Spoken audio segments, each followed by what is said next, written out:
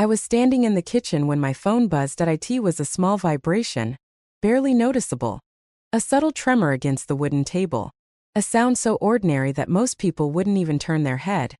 But sometimes, life hides its biggest storms inside the smallest sounds. I wiped my hands on the towel and picked up the phone. It was my son. Just seeing his name always warmed my heart. For 40 years, that name had been the center of my world. Every memory, every sacrifice, every prayer I had whispered in silence somehow revolved around him. But that night, the message was different. You won't be joining us tonight. My wife prefers to keep the evening just for close family. For a moment, I couldn't process it. I blinked. Then I read it again. Slowly, carefully.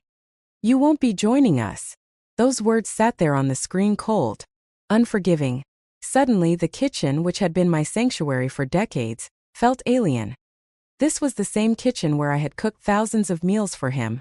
The same kitchen where he would run in as a little boy shouting, "Mom, I'm starving." The same kitchen where laughter once bounced off the walls like music, and now in that moment, it felt like I no longer belonged there. Wasn't I family? Wasn't I the one who held him the first time he cried? Wasn't I the one who stayed awake night after night when he had fevers? Wasn't I the one who worked extra shifts so he could attend a better school? 40 years of memories rushed through my mind, like a flood I could not control. The first time he called me Mom. The first day of school when he held my hand tightly, scared to step into a new world. The nights I stayed beside him while he struggled with homework. The mornings I woke up before sunrise to make sure he never left the house hungry. Every sacrifice. Every tear. Every whispered prayer. And suddenly one short message made it feel like none of it mattered. Have you ever experienced that kind of silence? Not the silence of an empty room, but the silence inside your chest. The silence that comes when your heart is trying to understand something your mind refuses to accept. That night, I sat down at the kitchen table. The same table where I used to pack his lunch for school. The same table where birthdays were celebrated with cake and laughter. The same table where he once told me his biggest dreams. Now it was just me, and the quiet ticking of the clock. Minutes passed. Then an hour. MYT went cold beside me, and slowly, a painful thought formed in my mind. Maybe I was no longer needed. You see, when you spend your entire life being needed by someone, the moment they stop needing you feels like losing your purpose. For decades my life had one clear meaning: be there for my son.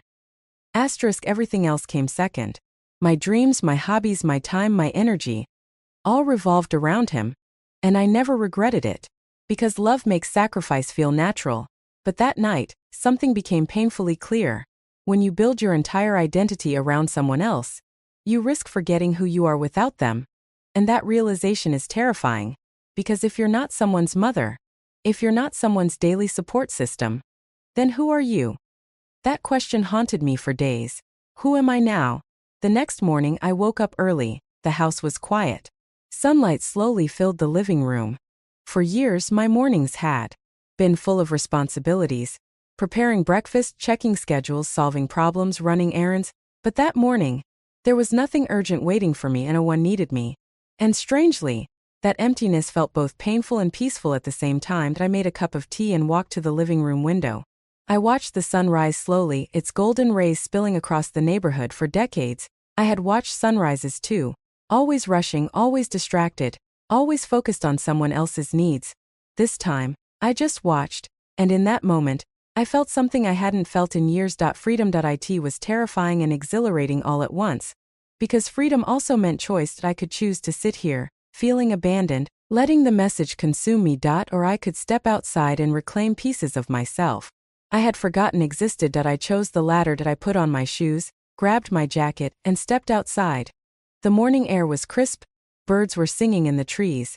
The scent of fresh earth lingered after last night's rain. Children played in the distance, their laughter echoing softly, and as I walked, memories of my younger self started flooding back. Not as a mother, not as a caretaker, not as a provider, but as a woman who once had dreams, passions, and desires. I remembered the sketches I used to draw as a teenager. I remembered the books I devoured late at night, staying awake because the stories consumed me. I remembered the songs I sang loudly in my room, unaware of the world beyond my walls. All of that was still inside me, buried under decades of responsibility and love for someone else, and I realized the life I had been living, while beautiful and meaningful, was only part of my story that I remembered the small victories of motherhood. The first time he rode a bicycle without training wheels, the first time he stood on stage for a school performance, the first time he came home with a proud report card. Every one of those moments had been magical, but I had let my identity merge entirely with his. For 40 years I had defined myself as his mother, and that was not a mistake. It was beautiful. But now I needed to remember who I was outside of that role. The next week, I started small. A walk around the neighborhood, taking time to notice things I had ignored. The flowers blooming by the roadside, the gentle sway of tree branches, the quiet smiles of neighbors tending to their gardens. And then I pushed further. I signed up for a painting class at the local community center. I hadn't touched a brush in decades. The idea of painting again made me nervous, almost afraid. But deep inside, I felt a spark, a reminder that there was still creativity in me, waiting to be expressed. The first day was awkward. I didn't know anyone and my hands felt clumsy holding the brush. Every stroke felt wrong, unskilled, imperfect. But the other students encouraged me. There was Clara, a woman in her 60s who had lost her husband 2 years ago. There was Daniel, a retired teacher rediscovering his love for color. There was Maria, a grandmother finding joy in music through painting. Through them, I realized that life doesn't always follow the story we imagine. Sometimes it twists, turns, and throws obstacles in ways we never anticipated. But those twists and turns, they are not punishments. They are invitations. Invitations to grow. Invitations to rediscover. Invitations to become more than we ever thought possible. Week after week, painting became more than a hobby. Every brush stroke felt like healing. Every color expressed something words could not. I started journaling. I wrote about my pain, I wrote about my fears, I wrote about the moments of joy that returned. Some entries were filled with excitement. Today I painted a tree. Not perfect but alive. Some entries were filled with struggle. I still feel the sting of that message. I still feel abandoned. But I am here. I am moving forward. Through writing I began to understand something profound. Pain doesn't disappear just because you choose to move on. Pain lingers. But its weight changes when you start building something new. I spent hours reflecting on my son. I forgave myself for the years I had felt too dependent on his acceptance. I forgave him too, for not knowing how to include me in his new life. And slowly, I realized something remarkable. The very thing that hurt me the most had pushed me toward the life I was meant to live. The mornings had started to feel different and no longer filled with endless routines, errands, or the constant hum of someone else's needs. Instead, each sunrise brought something new. A chance to rediscover myself. I began walking longer distances, noticing things I had ignored for decades. The way sunlight hit the pavement, the chirping of birds, the soft laughter of children playing. Every step became a meditation. Every breath became a reminder that life still had meaning. And yet, the emptiness still lingered. I would pause sometimes, sitting on a park bench, staring at the horizon and thinking, who am I outside of my roles? Outside of my responsibilities? Outside of the life I built for someone else? It was terrifying and liberating. Because freedom demands courage. I decided to push myself further. The community center had other classes besides painting. I signed up for yoga. The first session was humbling. My body felt weak, my mind restless. But the instructor, a calm woman named Shahana, reminded me, every movement is a step. Every breath is a beginning. You are here. That is enough. Her words stayed with me. I started to notice subtle changes, not in my body, but in my mind. I felt more grounded, more patient, more present. And the more I explored, the more I realized how much of my life I had been living on autopilot. Every moment spent in service of others was beautiful, but I had neglected the service I owed to myself. In painting class, the brushes began to feel like extensions of my own hands. Every stroke became a story. Every color, an emotion point. One afternoon, Clara, the woman I had met months ago, smiled at me.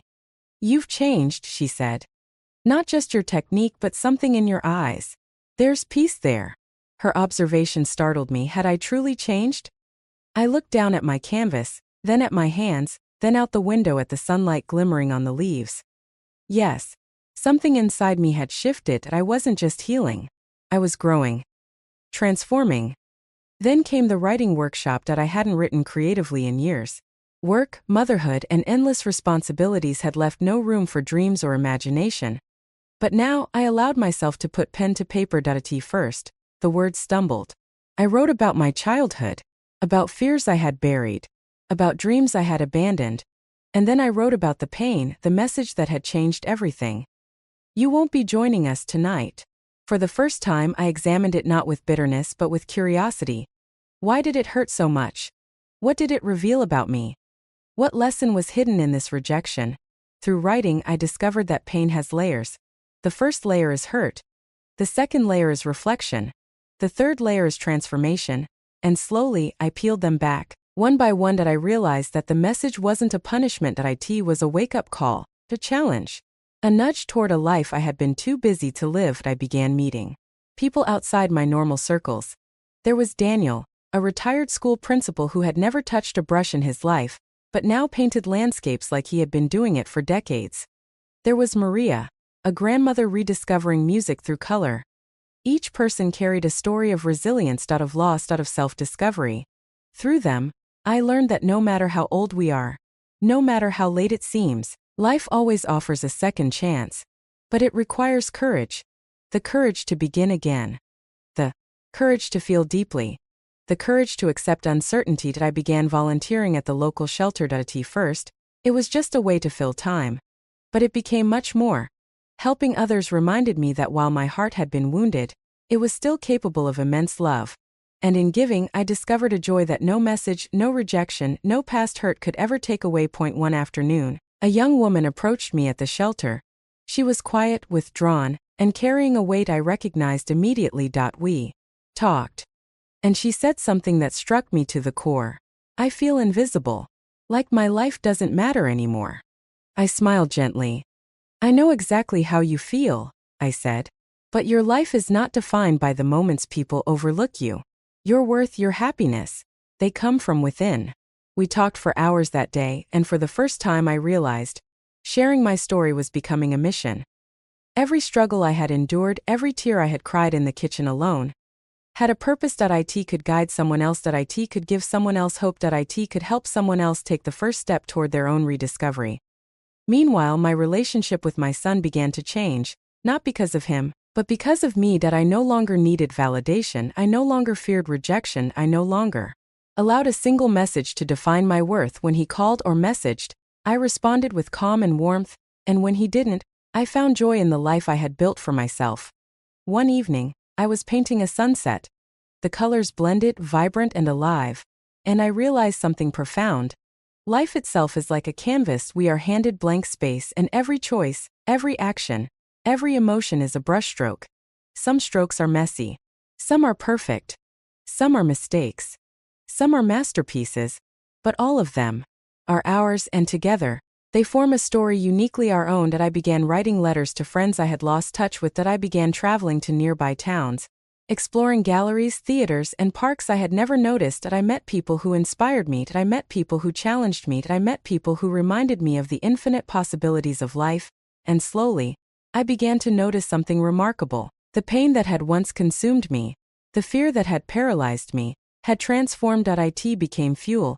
Fuel for growth, fuel for joy, fuel for purpose. I remember one rainy day, standing at the window with a cup of tea. I watched children splashing in puddles. I watched couples holding umbrellas together. I watched strangers smiling at one another. And I thought, life continues always.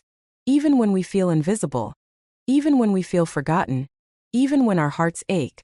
And we have a choice. We can let life pass us by. Or we can step forward. We can create. We can love. We can live fully. From that day on, I promised myself something. I would no longer wait for someone else to define my worth. I would no longer wait for someone else to invite me into life. I would no longer let fear dictate my happiness. I would live my life boldly, courageously, and with purpose, and every day. I did. I painted. I wrote. I volunteered. I explored. I laughed. I cried. I lived. Through every experience, I discovered something vital. Your life is not over because someone excluded you. Your story is not finished because someone rejected you. Your joy is not diminished because someone failed to see it. It is still yours. All of it. And when you claim it, when you embrace it, something incredible happens. You realize that the best chapters of life often begin when you feel most lost. You realize that the doors that close are simply guiding you to the doors that truly matter. You realize that your worth is immeasurable. And you realize that happiness is not something given. It is something created. The winds of change had started softly, almost unnoticed. That I remember waking up one morning with a feeling I couldn't name, an unfamiliar lightness, as if my soul had grown taller while my body slept for decades. I had measured my worth through the eyes of my son. Every achievement, every smile, every moment of pride, woven into his life, into his happiness. But now, something had shifted. That I wasn't waiting for his approval anymore. That I wasn't waiting to be invited. That I wasn't waiting to feel included. That I was living the first real test of this new life came unexpectedly. One afternoon, I received a call from an old friend I hadn't spoken to in years. She invited me to a weekend gathering. Old friends, shared memories, laughter. At first, excitement surged through me, then fear. What if I feel out of place? What if I am forgotten? What if my life now seems irrelevant to them? I paused, holding the phone to my ear, and then slowly I realized I had grown. This fear wasn't the same as before. Before, fear had frozen me. Before, fear had dictated my choices. Now fear was a signal, a challenge to step forward and claim my life. I said yes. That weekend, walking into the gathering, I felt a mix of nerves and anticipation. Old friends smiled warmly, stories were shared, laughter filled the air.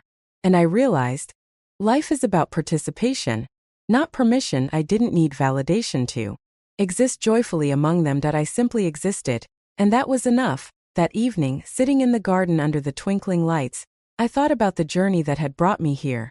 The heartbreak, the rejection, the long nights alone in the kitchen, the cold buzz of a message that once made me question my purpose. All of it had led me to this clarity. My life's value was never contingent on someone else's acceptance. That it had always been inherent.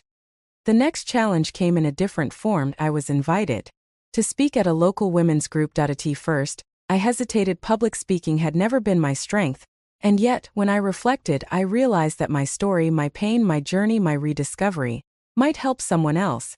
That thought fueled me. That I prepared my speech, not for perfection but for honesty. The night of the event, I stood before an audience of strangers, some young, some older, all with their own struggles. That I began to speak about the message that once broke my heart, about the days I felt invisible, about the years I spent measuring my worth through someone else's eyes, and about the journey back to myself. That I shared my pain openly, my tears glistening in the soft stage lights. And then, I shared my hope. That I told them about the painting classes, the writing workshops, the walks in the park. That I told them about Clara, Daniel, Maria, and all the people who reminded me that life is full of second chances. I told them that happiness is not given. It is created. By the end of the night, women came up to me, their eyes shining. Your story gives me hope. I feel like I can start again. Thank you for showing me that it's never too late. And in that moment, I realized something extraordinary. Pain is powerful, but transformation is even more powerful. That week, I began mentoring young women in the community, sharing my lessons, listening to their fears, helping them rediscover the power within themselves. Every conversation reminded me, our experiences, no matter how painful, are not just ours. They are lessons for others. Meanwhile, life at home continued. That I started receiving messages from my son, but now they felt different. Not demands, not invitations with conditions, just connections. And I realized that distance does not diminish love. Sometimes it strengthens it. Sometimes it clarifies it. One morning I walked to the park and saw a young girl struggling to ride her bike. I approached her and gently encouraged her. You can do it, I said. Keep trying. Don't give up. Her smile after she succeeded reminded me of my own childhood, of the moments my son had struggled, of the times I had held him steady, of the love that had never left me, even when unacknowledged. Life has a funny way of teaching lessons. Sometimes the very things we thought broke us are what rebuild us stronger than before. Weeks turned into months. I began traveling more, exploring cities I had never visited, taking photographs of sunsets, old buildings, street musicians. Every frame, every color, every moment captured the beauty I had rediscovered in life. And then came another turning point. One evening, while painting a mural at the community center, I received a message from my son. Mom, would you like to join us for a small family dinner? At first, I paused. Old emotions surged: hesitation, doubt, fear. But this time I understood the truth. My joy, my peace, my worth did not depend on this invitation. I smiled. Yes, I replied. Not because I needed validation, not because I sought approval, but because love is a gift, and I chose to give and receive it freely. That dinner was warm, filled with laughter, stories, and connection. I sat quietly, watching my son interact with his family. And for the first time, I didn't feel excluded. I felt proud. I felt complete. I felt alive. Because the life I had built, the courage I had mustered, the self-love I had cultivated, had prepared me not just to survive, but to thrive. From that moment on, I knew something essential. Happiness is not a destination. It is not in someone else's hand. It is not a message, a smile, or an invitation. Happiness is created. It is nurtured. It is chosen. And I chose it. The transformation was not instantaneous. It was slow. It was subtle. It was persistent. I began waking up each day with gratitude. Gratitude for the pain that once consumed me. Gratitude for the lessons that shaped me.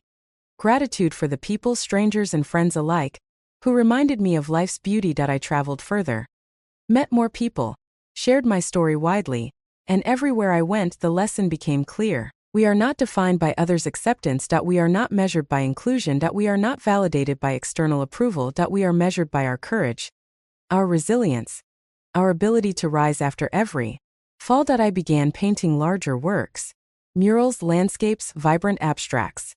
Every brushstroke was a testament to survival, growth, and self-expression. I wrote essays and reflections that reached thousands online.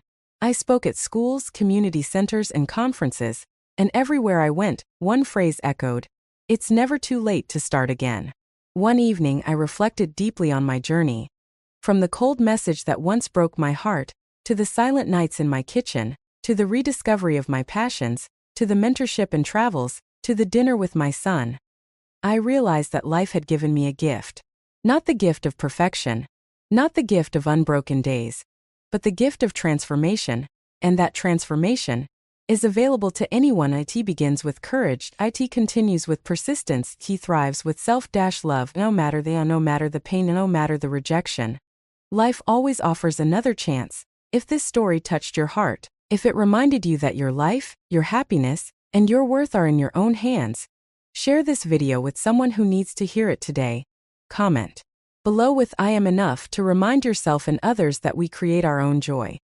Subscribe for more true life motivational stories, resilience lessons, and cinematic journeys that will empower you to step boldly into the life you deserve. Remember, every day is a new page. Every choice is a brushstroke. Every step is a chapter in your story. Stand tall, step forward, and create the life you were always meant to live. Because your story is just beginning.